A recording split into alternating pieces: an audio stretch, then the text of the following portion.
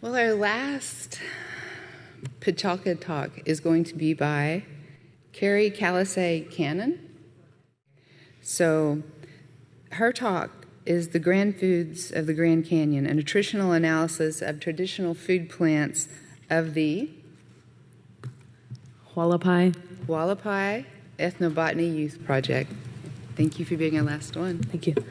Thank you. My name is Carrie Cannon. I'm a member of the Kiowa tribe of Oklahoma, but I've been living and working on the Hualapai Indian Reservation of northern Arizona for the last 13 years, working on our ethnobotany program.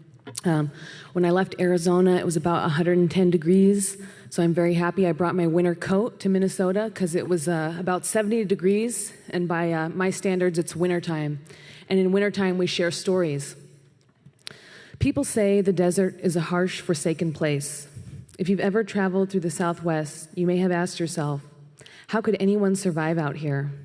In August of the year 1940, Hualapai tribal elder Melinda Powski was born into the scorching heat of the desert. She was raised here in the Big Sandy River Valley near Wikieup, Arizona, where the Mojave and Sonoran Desert regions converge. Early Anglo settlers who arrived in the region may have believed one needs a lot of faith to survive the desert. But the truth is, people thrived here. To find out how, one must inquire from the elders of the tribe. They will tell you every plant has a name, a purpose, and a story. The ethnobotanical story of the Southwest begins with the plant knowledge the people have inherited from their ancestors who lived entirely off the land. Hualapai grandchildren and great-grandchildren live in an entirely different modern world now, a 21st century millennial world congested with cell phones, text messages, and iPods. The Hualapai Ethnobotany Youth Project is now in its 12th year. It is an intergenerational program designed to provide elders with an opportunity to share their plant and land-based knowledge with Hualapai youth. The nutritional values of many wild foods are only recently gaining attention of Western dietitians.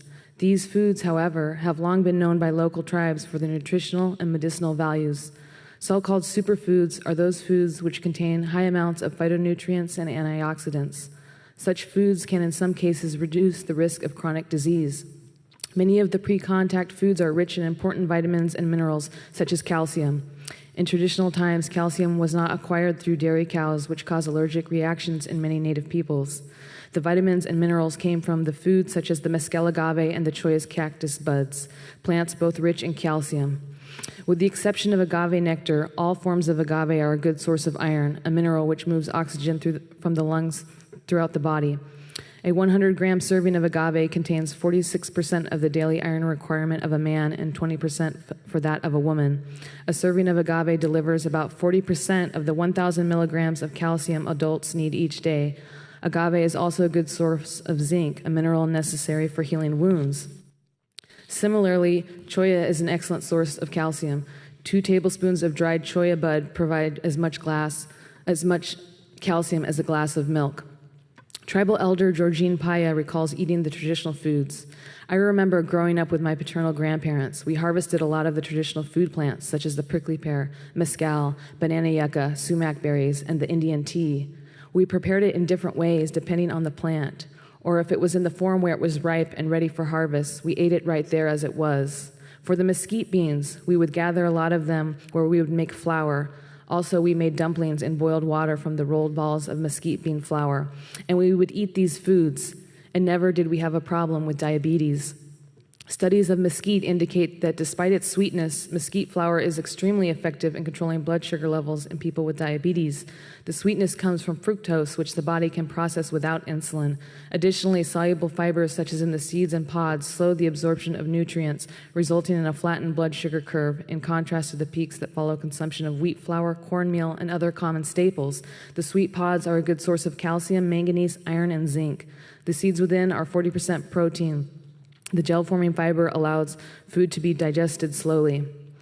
Since the Hualapai Ethnobotany Youth Project began in 2006, students have been involved in harvesting many plants, including the mescal, wild turnip, cholla buds, sumac, wild grapes, banana yucca, prickly pear, and mesquite and pinon. Twice a month, down at the Hualapai Cultural Center, between 15 and 30 tribal youth, ranging in age from 7 to 15, meet with 5 elders. Activities include a full-day field trip followed by later in the month a class session at the Cultural Center where students learn to prepare the foods they have harvested. The plants are harvested when seasonally available, and they're used for other things besides food, including basket making and cradle board construction, the cliff rose bark skirt and shirt. The pre-contact diet did not contain wheat, barley, and oats. Hualapai peoples had their own native seeds and grain-bearing grasses and herbaceous plants, such as Indian rice grass, plantago, wild chia, and a multitude of other species which have become locally extirpated due to heavy cattle grazing resulting from colonial influences. The nutritional value of these are largely unstudied other than chia. Chia contains twice the potassium of bananas, twice the fiber of oats, triple the iron of lentils, 5 times more calcium than milk, and 3 times more antioxidants than beans. Oftentimes, people think of wild game as the primary source of sustenance in the pre-contact diet. It is easy then to overlook the plant world. From the plant kingdom, however, the Hualapai gathered berries, seeds, nuts, and bean pods. They dug roots, bulbs, and rhizomes. They brewed a multitude of teas, harvested fresh plants, shoots, greens, and buds, and found spices for the foods. From the plants, they acquired medicines to heal the sick and injured and discovered remedies for ailing horses. Some plants were valued for their spiritual and ceremonial properties.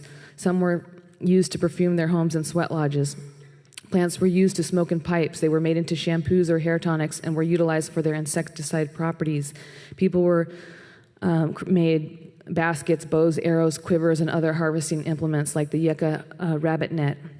Tribal plant knowledge is significant as an expression of culture, survival, and of who Hualapai are as a people. It must be upheld by each individual, each family, by the tribe as a whole.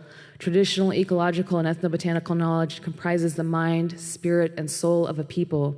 Every effort, then, must be afforded to protect it, but not just protect or preserve it, but to promote it and to practice it. In particular, we must thank the elders and language bearers for their perseverance. Down in Phoenix at the Heard Museum, a lengthy applause develops, echoing through the reception halls as Melinda Powski receives the 2015 Arizona Indian Living Treasures Award.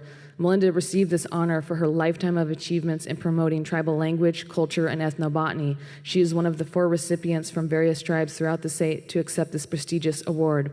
The dedicated effort and time of elders like Melinda have contributed to the Hualapai Ethnobotany Project, and it is greatly appreciated. Her work has helped present and future generations, and she is one of the last remaining links to the past, and her knowledge of the old ways persists due to her contributions. Thank you.